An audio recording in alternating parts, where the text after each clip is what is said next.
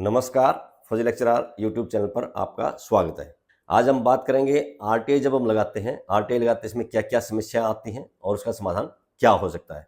RTI लगाने के लिए आपको आरटीआई एक्ट के बारे में जानकारी होनी चाहिए, आरटीआई रूल्स के बारे में जानकारी होनी चाहिए और आरटीआई लगाने कैसे ये आपको जानकारी होनी चाहिए। ये तीनों ही वीडियो पहले बना दी गई हैं और तीनों ही वीडियो देखने के लिए आप इसके डिस्क्रिप्शन में जाइए और लिंक पर क्लिक कीजिए। तीनों लिंक यहाँ डाल दिए गए हैं।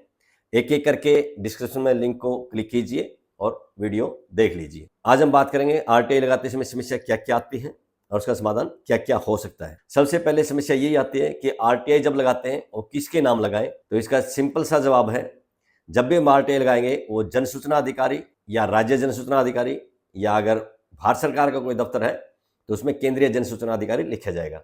उसके बाद उसके जो नीचे लिखेंगे जिस ऑफिस में हमने आरटीआई लगानी है उस ऑफिस का एड्रेस आ जाएगा। उसके नीचे फिर आवेदक का नाम, आवेदक का पता और फिर आरटीआई के तहत सूचना लेने वाले विषय में आ जाएगा। उसके नीचे आ जाएगा पॉइंट वाइज आपको कौन कौन सी सूचना चाहिए, number 1, number 2, number 3, number 4। Last में फीस आ जाएगा। सूचना की फीस जो है 10 रुपये लगती है स्टार्टिंग में जब एप्लीकेशन के साथ लगाएंगे और रूल के अंदर बता दिया गया है। आजकल एक आईडी प्रूफ भी मांगते हैं। जब भी आप आरटीआई लगाते हैं आईडी प्रूफ मांगते हैं तो अपने आधार कार्ड की या वोटर कार्ड की आईडी उसमें लगानी होती है। जिसको पता होता है वो मांग लेता है, जिसको नहीं पता होता वैसे भी सूचना मिल जाती है, लेकिन आजकल ये जरूरी कर दिया गया है। तो आरटीआई जब लगाएंगे तो सबसे पहले क्या समस्या आएगी कि आरटीआई की फीस देनी कैसे है। वो पोस्टल ऑर्डर के माध्यम से जाती है। जब आप पोस्ट ऑफिस में जाएंगे तो पोस्ट ऑफिस में जाकर 10 रुपये का पोस्टल ऑर्डर मांगिए। 10 रुपये का पोस्टल ऑर्डर आपको 11 रुपये में मिलेगा। 1 रुपये पोस्ट ऑफिस का चार्जेज होता है। आपको एक फॉर्मेट दिखा देते हैं, इस तरह का पोस्टल ऑर्डर आपको पोस्ट ऑफिस से मिलेगा। उसके 2 हिस्से रहते हैं। जो बड़े वाला हिस्सा है वो आरटीआई एप्लीकेशन के साथ जाएगा। बड़े वाले हिस्से में जहां ऊपर टॉप में 2 लाइन में पे टू लिखा है वहां आ जाएगा जन सूचना अधिकारी या राज्य जन सूचना अधिकारी। जो आरटीआई के एप्लीकेशन में हमने लिखा था वो ऊपर की 2 लाइन में आ जाएगा। उसके ठीक नीचे जो 10 रुपये लिखा है, 10 रुपये के नीचे एक लाइन है, वहां पे उस शहर का नाम आ जाएगा जिस शहर में हमने आरटीआई लगाई है। उदाहरण के लिए अगर आपने सीएम ऑफिस में लगाई है तो चंडीगढ़ आ जाएगा, हरियाणा का है तो। अगर आपने किसी डी ऑफिस में लगाई है तो जिस शहर का डी ऑफिस है वहां का उस शहर का नाम आ जाएगा। और सबसे नीचे राइट साइड में दाहिने हाथ में जो 3 लाइन दी गई है वहां पे आरटीआई जिसके नाम से लगाई है उसका नाम और पता आ जाएगा। ये एक सेट आप भेजेंगे, उसकी स्पीड पोस्ट कराएंगे या रजिस्ट्री कराएंगे। जब भी आप स्पीड पोस्ट कराएं या रजिस्ट्री करवाएं तो पोस्ट ऑफिस से आपको एक कंप्यूटराइज स्लिप मिलेगी। इस तरह की स्लिप मिलेगी। उस स्लिप पे स्टार्टिंग में 2 अक्षर अंग्रेजी के रहेंगे, उसके बाद 9 अक्षर गिनती वाले 1, 2, 3, 4 वाले रहेंगे। लास्ट में फिर 2 अक्षर रहेंगे अंग्रेजी के IN। अगर हम हरियाणा की बात करें, नॉर्मली हरियाणा में अगर हम रजिस्टर्ड पोस्ट भेजते हैं तो स्टार्टिंग के 2 अक्षर RH होते हैं। अगर स्पीड पोस्ट भेजते हैं तो स्टार्टिंग के 2 अक्षर EH होते हैं। अगर पार्सल भेजते हैं तो स्टार्टिंग के अक्षर नॉर्मली CH होते हैं। तो आपने इस रसीद को संभाल के रखना है। कैसे रखना है? जो आप आरटीआई की एप्लीकेशन भेजेंगे तो कई लोग क्या करते हैं, जब हम आरटीआई की एप्लीकेशन भेजेंगे तो कई लोग क्या करते हैं, उस एप्लीकेशन को इस तरह से फोल्ड करके रख देते हैं या फिर इस तरह से एक फोल्ड और कर देते हैं। अगर आप ऐसे फोल्ड करके इसको रखेंगे, जब खोलेंगे इसकी जब फोटो कॉपी कराएंगे तो उसमें लाइनें आ जाएंगी, साफ फोटो कॉपी नहीं आएंगी। इसलिए जब भी आपने आरटीआई की एप्लीकेशन लगानी है उस आरटीआई की एप्लीकेशन के आप 2 प्रिंट निकाल लेंगे। अगर पेन से लिख के दे रहे हो तो एक फोटो कॉपी निकाल लेंगे, फोटो कॉपी अपने पास रखेंगे और जो कॉपी हमारे पास रहेगी उसके ऊपर ही आप जो पोस्टल ऑर्डर भेजा था उसका जो छोटा हिस्सा है वो हमारे पास रहना है, वो इस पर चिपका देंगे। सामने जगह नहीं है तो बैक साइड में चिपका देंगे और जो हमने स्पीड पोस्ट या रजिस्ट्री कराई है उसकी रसीद भी इस पर चिपका देंगे।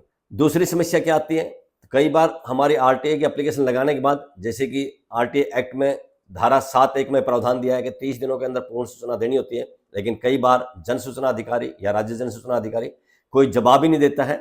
तो उस हालात में क्या करना होता है, आरटीआई एक्ट की धारा 7(2) में ये स्पष्ट लिखा गया है, अगर निर्धारित समय यानी कि 30 दिन के अंदर कोई जवाब नहीं आता है तो धारा 7(2) के प्रावधान अनुसार ये मान लिया जाता है सूचना देने से मना कर दिया है। तो उसके लिए क्या होता है, आपको फिर अगले 30 दिन के लिए आपके पास टाइम होता है फर्स्ट अपील में जाने के लिए, प्रथम अपील में जाने के लिए। जब आप फर्स्ट अपील में जाएंगे तो आपको डॉक्यूमेंट सबसे पहले क्या चाहिएगा, आरटीआई की एप्लीकेशन जो कि आपके पास एक कॉपी रहती है। अगर उसको सीधा सीधा रखोगे उसकी फोटो कॉपी निकालना आसान होता है।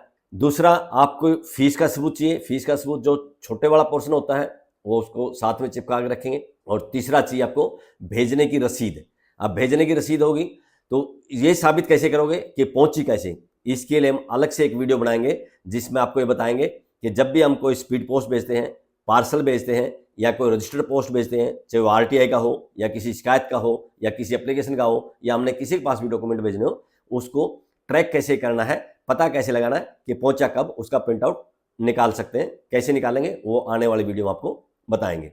तीसरी समस्या क्या आती है, तो कई बार जो जन सूचना अधिकारी या राज्य जन सूचना अधिकारी है जब जवाब देता है वो जवाब काफी लेट देता है, लेकिन जो उस पर नंबर डालता है और नंबर काफी पीछे का डाल देता है, यानी कि बैक डेट का डाल देता है। तो उसके लिए क्या है, आपके पास जब कोई भी डाक आएगी, रजिस्टर्ड पोस्ट आए या स्पीड पोस्ट आए, वो जो लिफाफा आपके पास आएगा उस लिफाफे पे एक इस तरह की स्लिप चिपकी होगी जिस पर नंबर होंगे, वही नंबर स्टार्टिंग के 2 अक्षर अंग्रेजी के, बीच के 9 अक्षर 1 2 3 4 गिनती वाले और लास्ट के 2 अक्षर फिर अंग्रेजी के IN लिखा रहेगा। इसको भी ट्रैक कैसे करना है अगली वीडियो में हम आपको बताएंगे, उसको ट्रैक करके निकाल लेना है। लेकिन आपने ध्यान रखना है जो हम स्पीड पोस्ट भेजेंगे या हमारे पास आती है उसको 35 से 40 दिन के अंदर निकालना होता है, उसके बाद वो इंटरनेट पर उपलब्ध नहीं रहेगी, वहां से गायब हो जाती है। अगली समस्या क्या आती है कि जब हम अपील में जाते हैं तो कुछ लोगों के पास डॉक्यूमेंट ही नहीं होते हैं। तो ये डॉक्यूमेंट आपने जो हमने बताए ये रखने होते हैं, और फर्स्ट अपील की अगर सुनवाई में जाना चाहिए तो डॉक्यूमेंट ले जाने होते हैं। ले जाने के बाद वो एक्सप्लेन करना होता है। उसके बाद प्रथम अपील अधिकारी का फैसला आएगा, उससे अगर आप संतुष्ट नहीं है तो सेकंड अपील में आपको जाना होता है। सेकंड अपील में जाने के लिए 90 दिन का टाइम होता है। आरटीआई की एप्लीकेशन कैसे लगानी है, अपील कैसे लगानी है, ये पहले हमने एक वीडियो बता दिया गया है। अगर वो वीडियो देखना चाहे तो नीचे डिस्क्रिप्शन में आपको लिंक मिल जाएगा, उस लिंक में जाके आप देख सकते हैं। जब हम सेकंड अपील में जाते हैं तो सेकंड अपील में कमीशन से नोटिस आता है। नोटिस आने के बाद एक डेट दी होती है, एक टाइम दिया होता है कि इस तारीख को इतने बजे यहाँ पर कमीशन के ऑफिस में जाके अपना पक्ष रखना होता है। तो उसमें आप जब जाएंगे अपनी आरटीआई की एप्लीकेशन लेके जाएंगे, रसीद लेके जाएंगे, जो फीस की रसीद है वो लेकर जाएंगे, अगर डिलीवरी रिपोर्ट आपने निकाल ली है तो वो लेके जाएंगे, अगर जन सूचना अधिकारी का कोई जवाब आ गया है तो साथ में वो लेकर जाएंगे, फर्स्ट अपील जो आपने भेजी थी वो लेकर जाएंगे, फर्स्ट अपील को भेजने का जो प्रमाण है आपके पास रसीद है या स्पीड पोस्ट की रसीद है वो लेकर जाएंगे। इसी तरह से जैसे आपने आरटीआई की डिलीवरी रिपोर्ट निकाल ली है तो फर्स्ट अपील की भी आप डिलीवरी रिपोर्ट निकाल लेंगे इंटरनेट से। वो हम अगली वीडियो में बताएंगे कि कैसे डिलीवरी आपने निकालनी है स्पीड पोस्ट की या रजिस्ट्री की। ये सारे प्रमाण आपके पास होने चाहिए हर एक सवाल का जवाब देने के लिए। फिर जो सेकेंड अपील की सुनवाई में अगर आगे की डेट पड़ जाती है तो उसके बाद फिर आपने एक रिजवाइंडर देना होता है।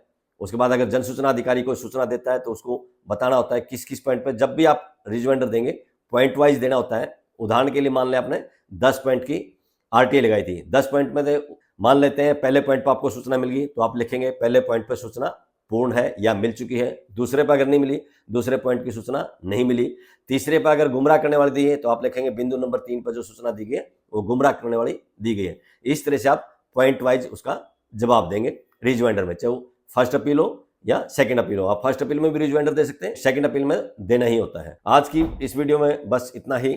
वीडियो पसंद आई हो तो लाइक कीजिए, दोस्तों के साथ शेयर कीजिए। बहुत बहुत शुक्रिया, धन्यवाद, जय हिंद।